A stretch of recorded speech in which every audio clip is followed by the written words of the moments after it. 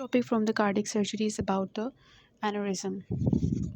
A middle-aged man is found to have small pulsating mass at the level of umbilicus during the routine abdominal examination. What is your diagnosis, classification, indications for surgery? This topic is written in the general surgery about the aneurysms in arterial disorders chapter. So aneurysms क्या होते हैं? You know that कि abnormal dilatation हो जाए अगर vascular structure की, which is endothelium lined, like aneurysm can be of arteries, veins, heart chambers, कोई भी ऐसा structure जो endothelium का बना हुआ है, vascular structure, उसकी अगर abnormal dilatation हो जाए तो उसको हम aneurysm कहते हैं, जिसमें से arteries जो होती हैं उनका aneurysm ज़्यादा common होता है. कौन सी arteries का? एओर्टा का हो सकता है, femoral artery का हो सकता है, पोप्लीरियल आर्टरी का हो सकता है, या सब क्लेवियन आर्टरी का हो सकता है, और उनकी ब्रांचेस का भी हो सकता है. पहली बात ये हो गई कि आर्टरीज जो है वो डायलेट कर जाएंगी ऐसे करके, या कोई भी वास्कुलर स्ट्रक्चर जो एंडोथेलियम लाइंड है. क्लासिफिकेशन क्या है? शेप के बेसिस पे हम इसको क्लासिफाई कर सकते हैं, या उसके कॉज की बेस पे कर सकते हैं, या उसकी बॉल की क्या चीज़ें हैं, मतलब कॉन्स्टिट्यूएंट्स क्या हैं, उसकी बेसिस पे कर सकते हैं. अकॉर्डिंग टू शेप हम कैसे करते हैं कि वो फ्यूजिफॉर्म हो सकते हैं या सैकुलर हो सकते हैं. ठीक हो गया? या तो एक सैक बना हो सकता है ऐसे करके जो है फ्यूजिफॉर्म हो सकते हैं, या सैक हो सकता है ऐसे करके. वॉल कॉन्स्टिट्यूएंट्स की बेसिस पे क्या है कि अगर तीनों लेयर्स जो हैं आर्टरीज़ की, इंटिमा, मीडिया, एडवेंटिशिया जो हैं, उन सब का एनोरिज्म बना हुआ है, वो सब डायलेटेड हैं. ठीक है, लाइक तीनों लेयर्स जो हैं वो डायलेटेड हैं, तो दिस इज़ ट्रू एनोरिज्म. लेकिन अगर एक ही लेयर जो है उसकी डायलेटेशन है, ठीक है, तो उसको हम कहेंगे फॉल्स एनोरिज्म. ठीक है. कॉज की बेस पे क्या है कि क्यों एनोरिज्म बन जाता है? जब भी हमारी वॉल वीक होगी वेसल की, उसकी वजह से होगा. वीकनेस कैसे हो सकती है? वहाँ पे एथेरोस्क्लेरोसिस हो सकती है, ट्रॉमा हो सकता है, कोलाजन डिजीज़ हो सकती है, कोई बैक्टीरिया ने वहाँ पे आके इन्फेक्शन कर दिया, माइकोटिक जिसको कहते हैं, उसकी वजह से हो सकती है. जिसकी वजह से क्या हुआ? वॉल वीक होती है. वॉल वीक होती है तो वो एबनॉर्मल उसकी डायलेटेशन हो जाती है. क्लिनिकल फीचर्स क्या होंगे? उसके अपने क्लिनिकल फीचर्स हो सकते हैं, या उसके बाहर कोई फीचर्स हो सकते हैं. इंट्रिंसिक फीचर्स क्या हो सकते हैं कि वो जो स्वेलिंग है, क्योंकि उसमें क्या होगा कि आर्टरी में से तेज़ तेज़ ब्लड फ्लो कर रहा है, तो जब तेज़ी से ब्लड फ्लो करेगा तो उसमें वो जो है एक्सपैंड करेगा, एक बैलून की तरह है ना, बैलून में इतना ज़्यादा वो बड़ा हुआ है तो वो एक्सपैंड करेगा और पल्स आएगी उसमें से, एक्सपेंसाइल पल्सेशंस, जो मोस्टली आपको सिनेरियोज़ में यही देते हैं कि पल्सेटिंग मास आपको फील हो रहा है एब्डोमेन में. अगर हम क्या करें कि प्रॉक्सिमल टू स्वेलिंग, मतलब कि यहाँ पर स्वेलिंग के पहले इधर करके हम प्रेशर अप्लाई करें, तो क्योंकि आगे ब्लड पास नहीं करेगा, फिर ब्लड यहाँ पे आके अटक जाएगा, तो फिर क्या होगा? ये जो स्वेलिंग है ये कम हो जाएगी. स्वेलिंग जो है वो कम हो जाएगी क्योंकि उसके अंदर वो पल्स नहीं कर रहा, पल्सेट नहीं कर रहा, वो छोटा हो जाएगा क्योंकि उसके अंदर ब्लड जो है वो कम हो गया पहले से. तो प्रॉक्सिमल टू स्वेलिंग अगर हम प्रेशर अप्लाई करते हैं, स्वेलिंग छोटी हो जाती है, इसका मतलब कि ये एनोरिज्म ही है. पैल्पेबल थ्रिल होती है कि हम पैल्पेट करते हैं तो ऐसे वो हाथ को आगे ना ऐसे टकराती है, वो नीचे से जो वेव होती है उसकी ब्लड की, तो दिस इज़ थ्रिल. और हम ऑस्कल्टेट करेंगे तो उसमें से ब्रूई भी हो सकती है. ठीक है, तो ये इसके इंट्रिंसिक फीचर्स हैं. अब इस मैस की वजह से जो सराउंडिंग चीज़ें होंगी, मैस की वजह से सराउंडिंग जो चीज़ें होंगी उनके ऊपर जो प्रेशर पड़ेगा, तो उसकी वजह से जो साइंस एंड सिम्टम्स आएंगे उसको कहेंगे कि ये इसके एक्सट्रिंसिक फीचर्स हैं, प्रेशर ऑन सराउंडिंग स्ट्रक्चर्स की वजह से. लाइक क्या क्या हो सकता है, प्रेशर की वजह से क्या क्या सिम्टम्स आ सकते हैं इर्द गिर्द के ऊपर, स्ट्रक्चर्स के ऊपर वो जो है ना कर रहा है, तो वो हम देख लेते हैं। मतलब वो डिपेंड करता है कि वो कहाँ का एनोरिज्म है, मतलब कि वो थोरेसिक रीजन का है, क्योंकि एओर्टा जो है उसमें से सबसे पहले एक उसकी रूट होती है, ठीक है। एओर्टा जो लेफ़्ट वेंट्रिकल से निकल रहा होता है उसकी सबसे पहले रूट होती है, फिर उसकी असेंडिंग एओर्टा होती है, फिर वो आर्च बनाता है, आर्च ऑफ एओर्टा होती है, फिर डिसेंडिंग एओर्टा होती है। डिसेंडिंग एओर्टा पहले थॉरैक्स में होता है, फिर एब्डोमेन में होता है, और फिर नीचे जो है उसने जाके डिवाइड होना होता है, ठीक है। तो वो डिपेंड करता है उसका, उसकी कहाँ पे लोकेशन है एनोरिज्म की, वो थोरेसिक एनोरिज्म है, वो एओर्टिक एनोरिज्म है, वो किस जगह का एनोरिज्म है, उसके मुताबिक उसके प्रेशर सिम्टम्स आएंगे इर्द गिर्द के स्ट्रक्चर्स को जो कंप्रेस करेगा। कॉम्प्लिकेशंस क्या हो सकती हैं कि ये जो एक बड़ा सा बैलून बना हुआ है ये रप्चर कर सकता है, ठीक है, या इसके अंदर आगे क्लॉट जमा हो सकता है, तो थ्रोम्बोसिस हो सकती है। अगर यही क्लॉट वहाँ से डिसलॉज करके कहीं जाके ऑब्स्ट्रक्शन कर दे तो उसको एम्बोलिज्म कहते हैं, वो एम्बोलिज्म हो सकती है।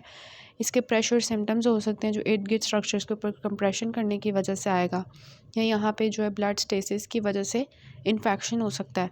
So these are the complications. इसको हमने जो है डिफ्रेंशिएट करना होता है फ्रॉम पल्सेटिंग ट्यूमर, ठीक है।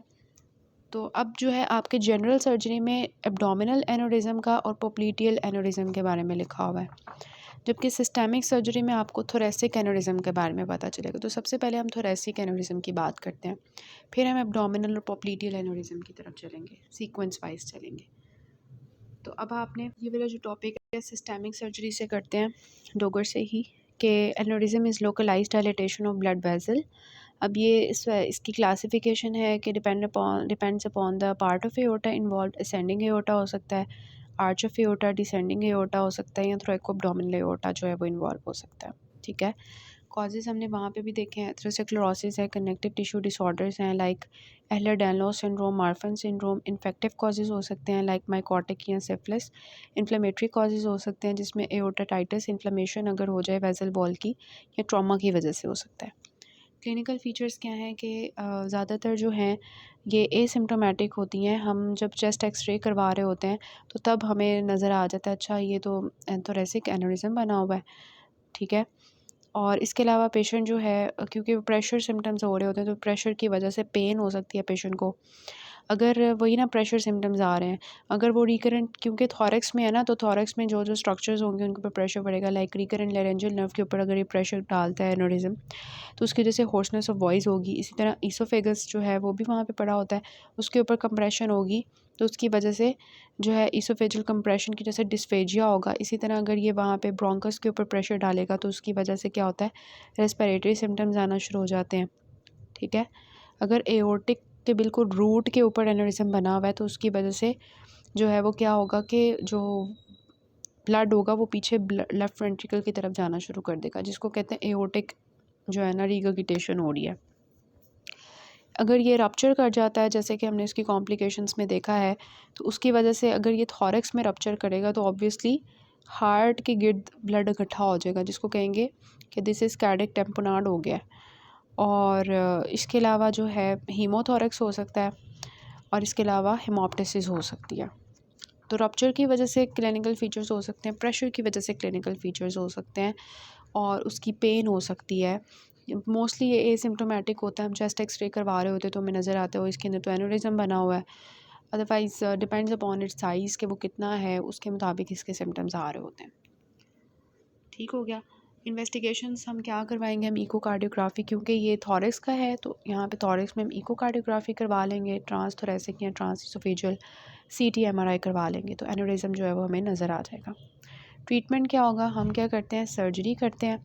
अब सर्जरी हमने कब करनी होती है, ठीक है, थॉरैक्स में असेंडिंग एओर्टा और डिसेंडिंग एओर्टा में हमने कब सर्जरी करनी होती है, जब एओर्टिक वॉल्व इनसफिशेंसी होना शुरू हो जाए एनोरिज्म की वजह से, एओर्टिक वॉल्व खराब हो रहा है, या मार्फन सिंड्रोम वाले लोगों के अंदर अगर एनोरिज्म्स हैं, क्योंकि मार्फन सिंड्रोम में कनेक्टिव टिश्यू का प्रॉब्लम होता है तो वो बार बार बनेंगे और वो बढ़ते जाएंगे, तो इस वजह से उनके अंदर हमने सर्जरी करनी है।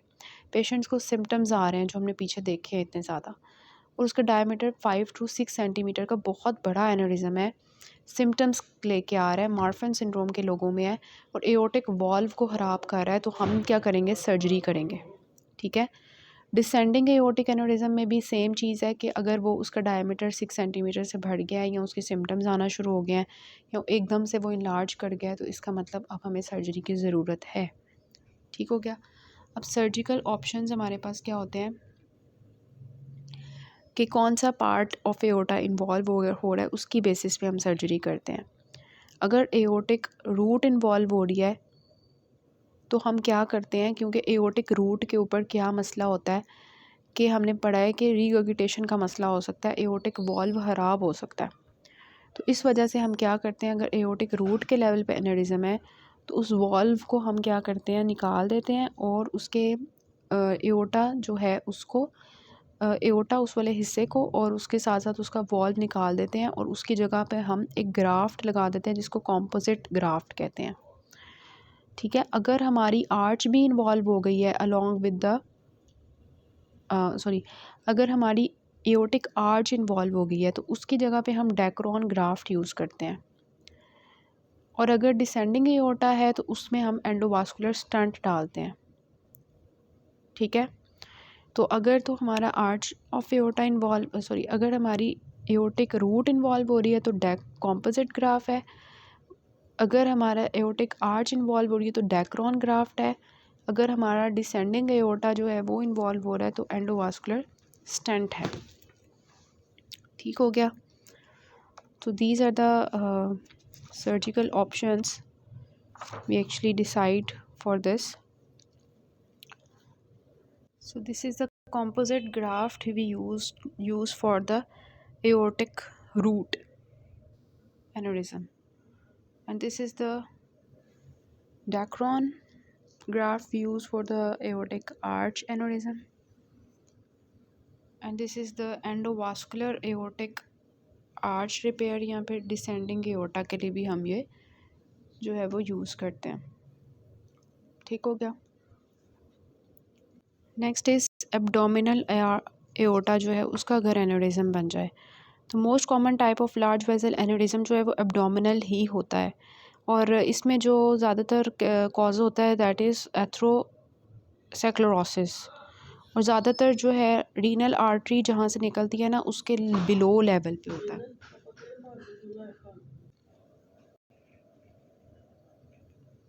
अब इसके जो क्लिनिकल फीचर्स होते हैं उसमें क्या होता है कि वैसे ये एसिम्प्टोमेटिक होता है उसी तरह, लेकिन फ़िज़िकल एग्जामिनेशन पे हमें पल्सेटाइल मास मिल सकता है। इसके अलावा जो है एब्डोमिनल बैक और फ्लैंक पेन के साथ पेशेंट आ सकते हैं और अगर इसमें कॉम्प्लिकेशन हो जाए दैट इज़ थ्रोम्बोएम्बोलिज्म तो उसकी वजह से सिम्टम्स ऑफ लिम्ब इस्कीमिया भी हो सकता है। ठीक है। अब जो ये सिम्टम्स प्रोड्यूस करना शुरू कर दे लाइक पल्सेटाइल मास है, पेन है, इसका मतलब कि अब ये रप्चर होने के करीब है, तो increase risk of rupture in those patients presenting with the symptoms of aneurysm. Otherwise ये एसिम्प्टोमेटिक होता है। एब्डोमिनल एनोरिज्म्स को कैसे देखेंगे, रेडियोग्राफ या अल्ट्रासाउंड करके या सीटी स्कैन के थ्रू। अगर तो एसिम्प्टोमेटिक एनोरिज्म है तो हमने उसके साइज़ को देखना है। अगर तो 5 सेंटीमीटर से बड़ा है इन वुमेन और 5.5 सेंटीमीटर से बड़ा है मैन में, तो इसके अंदर रिस्क ऑफ रप्चर बहुत ज़्यादा है। इस वजह से हमने एसिम्प्टोमेटिक अगर हमें ये साइज़ इतना मिल जाता है तो हमने सर्जरी कर देनी है। ठीक है। लेकिन अगर छोटा है मतलब 5.5 सेंटीमीटर से छोटा है तो फिर हमने जो है एसिम्प्टोमेटिक वालों में सर्जरी नहीं करनी, हमने उसको ऑब्जर्वेशन में रखना है, अल्ट्रासाउंड करते रहना है। ठीक है।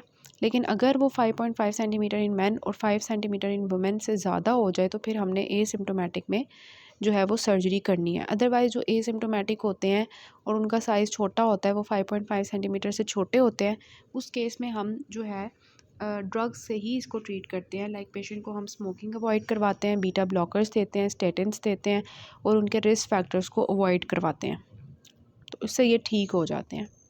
जो सिम्प्टोमेटिक होते हैं, जिन्होंने सिम्टम्स दे रहे होते हैं लाइक पेन है और इसके अलावा वहाँ पे हमें थ्रोम्बोसिस मिल गई है, अब हमें लग रहा है कि डिस्टल एम्बोलस भी बन गया है इसकी वजह से, और हमें ये भी पता है कि अगर एम्बोलस बन गया है तो अब आगे ब्लड सप्लाई नहीं जाएगी तो लिम्ब लॉस का भी खतरा है। तो इस केस में हम जो है वो सर्जरी करते हैं, ठीक है। तो हमें सर्जिकल रिपेयर इसमें करना पड़ेगा। अगर रप्चर हो गया एन्युरिज्म, तो मतलब कि जो है ना, अब रप्चर हो गया मतलब उसमें से सारा ब्लड लीक करके बाहर आ गया एब्डोमेन के अंदर, तो वो आगे भी आ सकता है ब्लड, पीछे भी आ सकता है। आगे अगर आएगा तो उसकी वजह से वो ज़्यादा ख़तरे की बात है। अब आपने याद रखना, जो इंटीरियर वाला होता है ना वो ज़्यादा ख़तरनाक होता है as compare to the posterior aneurysm, ठीक है। क्यों? क्योंकि एंटीरियर वाला जो होगा ना वो उसका सारा ब्लड पेरिटोनियल कैविटी में जमा हो जाएगा और बहुत ज़्यादा ब्लीडिंग होती है एंटीरियर वाले में, और हाइपोवोलेमिक शॉक के साथ पेशेंट आता है। लेकिन जो पोस्टीरियरली अगर वो रप्चर करता है ना तो उसका सारा ब्लड जो है वो पीछे रेट्रोपेरिटोनियल स्पेस में जमा हो जाता है, उधर जाके हीमाटोमा बना जाता है और हाइपोवोलेमिक शॉक में नहीं पेशेंट जाता, वो स्टेबलाइज रहता है पेशेंट, ठीक है। तो अगर आपके पास एक हीमोडायनेमिकली अनस्टेबल पेशेंट आ रहा है, शॉक में आ रहा है, तो आपने सोचना है इसका इंटीरियर एन्युरिज्म रप्चर हुआ है और बहुत ज़्यादा पेशेंट ब्लीडिंग के साथ होगा, तो उसका मोर्टेलिटी का चांस बहुत ज़्यादा है। लेकिन अगर पोस्टीरियर है तो उसमें हीमाटोमा बन जाता है, पेशेंट की जान बच जाती है। तो अब हमने जो है जो रप्चर्ड एन्युरिज्म है उसकी मैनेजमेंट करनी है। वैसे हमने कह लिया कि अच्छा इतना साइज़ होगा, एसिम्प्टोमेटिक होगा या नहीं होगा, उसकी बेसिस पे सर्जरी हमने करनी है। लेकिन अब जब पेशेंट रप्चर्ड एन्युरिज्म के साथ आ रहा है, उसका एन्युरिज्म रप्चर कर गया, ब्लीडिंग के साथ पेशेंट आ रहा है, तो हमारा काम होगा कि अर्ली डायग्नोसिस और अर्ली रिसैसिटेशन करें। ऑब्वियसली इसमें हम जो है अर्ली डायग्नोसिस कैसे करेंगे? पेशेंट को बहुत ज़्यादा सीवियर पेन हो रही होगी एब्डोमेन में, और इसके अलावा वो ऑब्वियसली शॉक की वजह से उसकी बिल्कुल कॉन्शियसनेस लूज़ हो गई होगी एकदम से, और हमें एब्डोमेन पैल्पेशन में पल्सेटाइल मास फील होगा और पेशेंट शॉक की स्टेट में होगा। इससे हमने डायग्नोस करना है। हम जल्दी जल्दी पेशेंट की हिस्ट्री भी ले सकते हैं, इसको पहले कोई मसला वगैरह तो उससे हमें पता चल जाता है। हिस्ट्री में स्मोकिंग वगैरह की जो हिस्ट्री, एथेरोस्क्लेरोसिस की और इस तरह की ना हार्ट डिजीज़ की हिस्ट्री होती होगी। फिर हमने जैसे ही डायग्नोस किया, जल्दी से रिसर्चिटेट किया, उसको फ्लूइड दिया, उसकी आईवी लाइन मेंटेन करके, उसका ब्लड क्रॉस मैच करके उसको ब्लड ट्रांसफ्यूजन दिया। परमिसिव हाइपोटेंशन क्या होता है हम पढ़ चुके हैं पहले, जनरल सर्जरी में डिटेल में नहीं जा रही। पेशेंट को जल्दी जल्दी कैथेटराइज किया और उसको ऑपरेशन थिएटर में ले गए, और फिर हमने उसकी सर्जिकल रिपेयर की। सर्जिकल रिपेयर जो है सेम है फॉर द सिम्प्टोमेटिक जो हम करते हैं, या जिनका साइज़ 5.5 सेंटीमीटर से बड़ा है, या फिर रप्चर्ड एन्युरिज्म के लिए सेम हमारा सर्जिकल रिपेयर है। दो तरह के रिपेयर्स होते हैं, ओपन रिपेयर होता है और हमारे पास जो है वो एंडोवास्कुलर एन्युरिज्म रिपेयर होता है, ठीक है। सबसे पहले आ जाता है ओपन रिपेयर। इसमें हम लेप्रोटमी परफॉर्म करते हैं, लेप्रोटमी, ठीक है।